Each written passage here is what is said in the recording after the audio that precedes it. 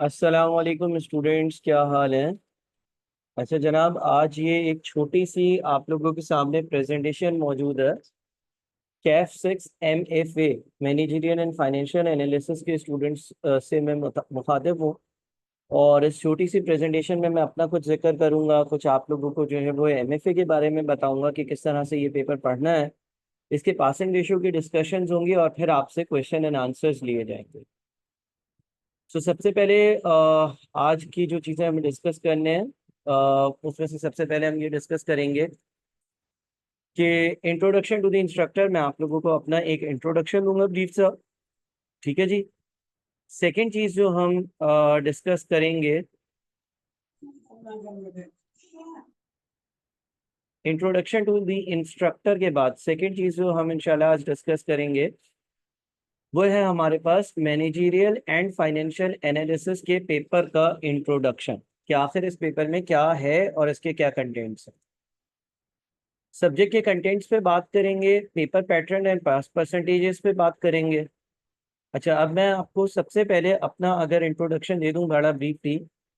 सो मैं professional accounting affiliate हूँ आईकेप से, एसीसी का मेंबर हूँ और एपीएफए हूँ, Pakistan institute of public finance accounting से।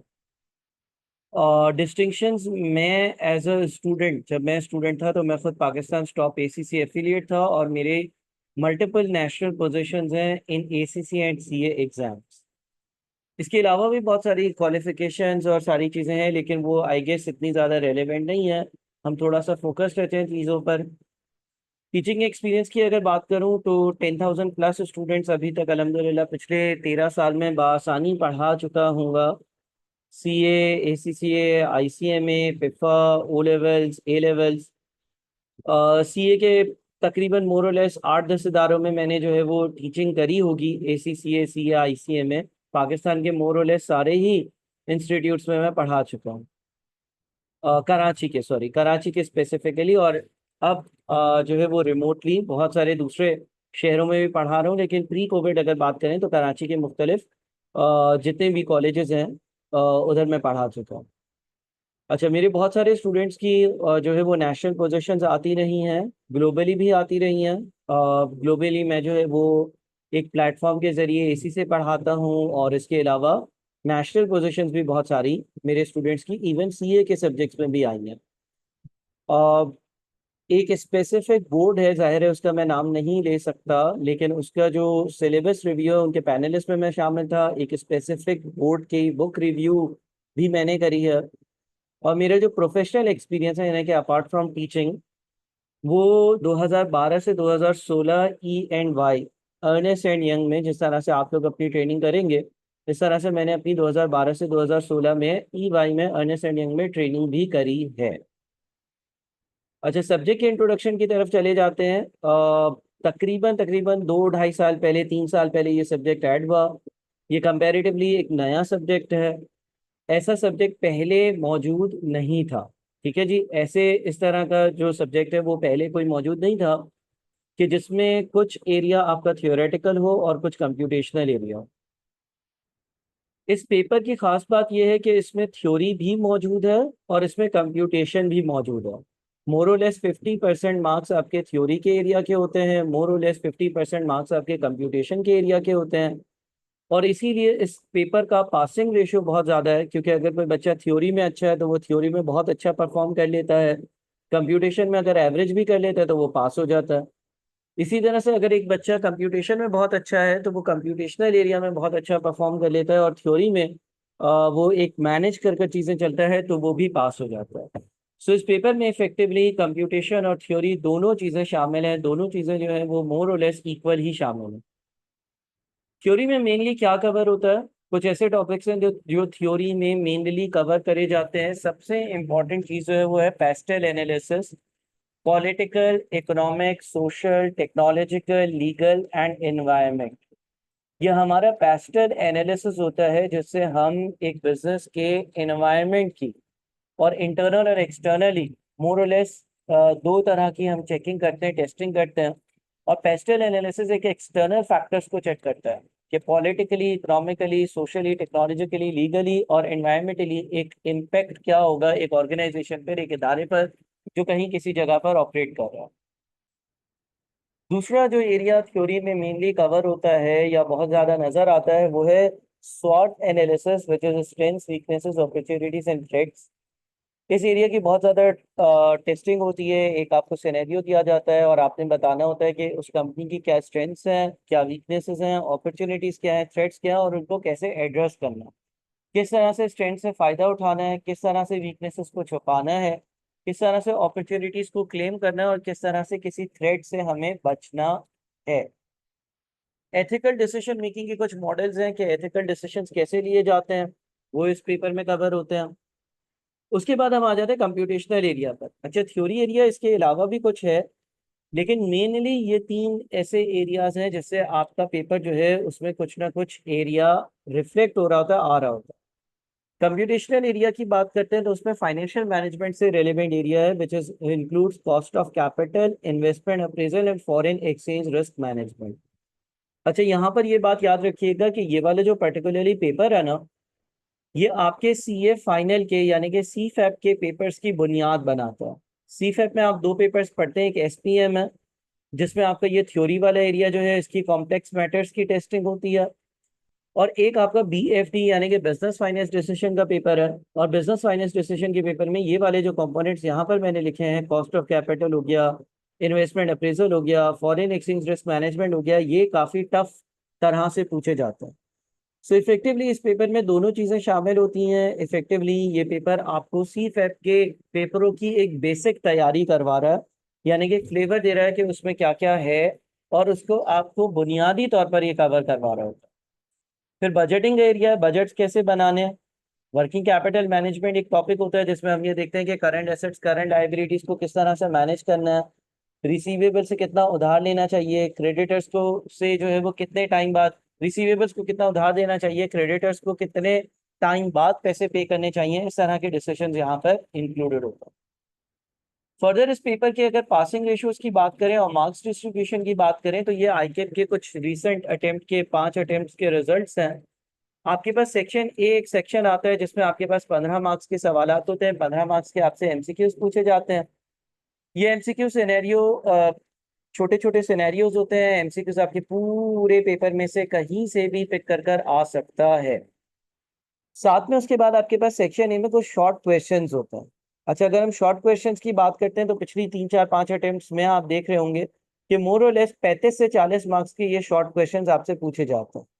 ये शॉर्ट क्वेश्चंस बहुत लॉन्ग सिनेरियो नहीं होते, लेकिन शॉर्ट सिनेरियोज होते हैं, मेनली थ्योरी को कवर कर रहे होते हैं। और फिर सेक्शन बी आपका जो सेक्शन होता है उसमें मेनली आपके पास कंप्यूटेशनल एरिया जो है उससे टेस्टिंग होती है। और इसकी अगर वेटेज देखते हैं तो अगेन 53, 45, 49, यानी कि मोर और लेस 45 और 50 मार्क्स के आसपास की इसकी टेस्टिंग हो रही होती है।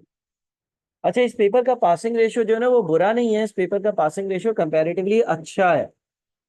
अगर आप इस पेपर के पासिंग रेशियो की बात करते हैं तो आप देखें कि आपके पास स्प्रिंग 2022 में 37.42% बच्चे पास हुए, उसके बाद ऑटम 22 में 45 या तकरीबन 46 बच्चे। फिर स्प्रिंग 2023 में तो हद ही हो गई कि उसने 50% बच्चे पास कर दिए। 50% किसी सीए के पेपर में बच्चों का पास कर जाने का वॉल्यूम एक बहुत ही ह्यूज और बड़ा वॉल्यूम है। और इसी तरह से अगर आप अगली अटेम्प्ट्स भी देखें, ऑटम 23 वाली या स्प्रिंग 24 वाली, तो इंटरेस्टिंगली इस पेपर का पासिंग रेशियो बहुत ज़्यादा रहा है। इवन स्प्रिंग 2024 में इसका पासिंग रेशियो 53.9% था, जो कि बहुत ज़्यादा। अच्छा, अब मनाबी पे आप लोगों को पढ़ाया कैसे जाएगा। नंबर वन, आप लोगों को प्री रिकॉर्डेड लेक्चर्स दिए जाएंगे।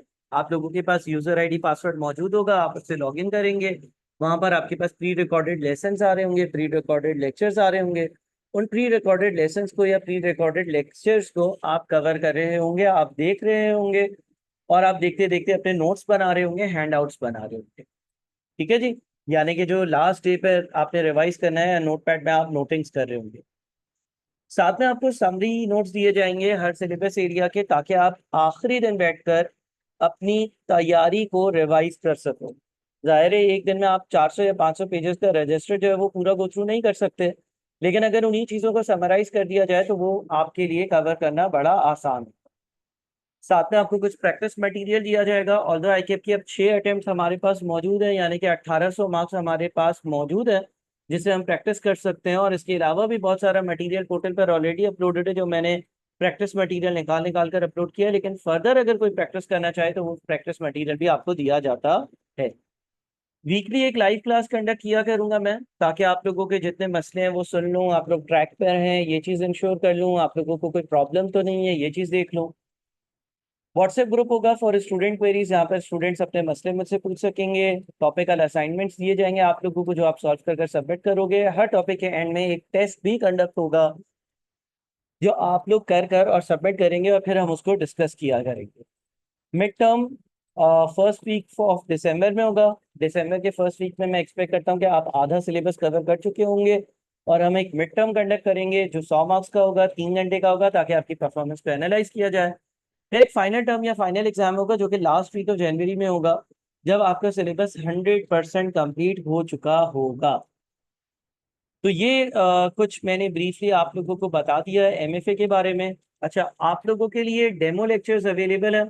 आप जो कोऑर्डिनेटर हैं उनसे कोऑर्डिनेट कर कर और डेमो लेक्चर्स को हासिल कर सकते हैं। अगर आपने किसी ने भी डेमो लेक्चर्स देखने हैं तो वो डेमो लेक्चर्स आप लोग बिल्कुल बआसानी देख सकते हैं। ठीक है जी।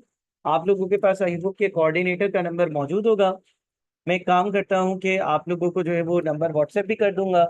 मनाबी का एक सीए कम्युनिटी का व्हाट्सएप ग्रुप भी है। मनाबी का जो है ना, वो सीए कम्युनिटी का एक व्हाट्सएप ग्रुप भी है। उस ग्रुप को भी आप ज्वाइन कर सकते हैं और उस ग्रुप पे भी बहुत सारी आप लोगों के लिए डिटेल्स जो है वो आ रही होती हैं। ठीक है जी। अब अगर फर्दर आप लोगों का कोई भी क्वेश्चन हो, कोई बात आपने करनी हो, तो आप बिल्कुल मुझसे कर सकते हैं।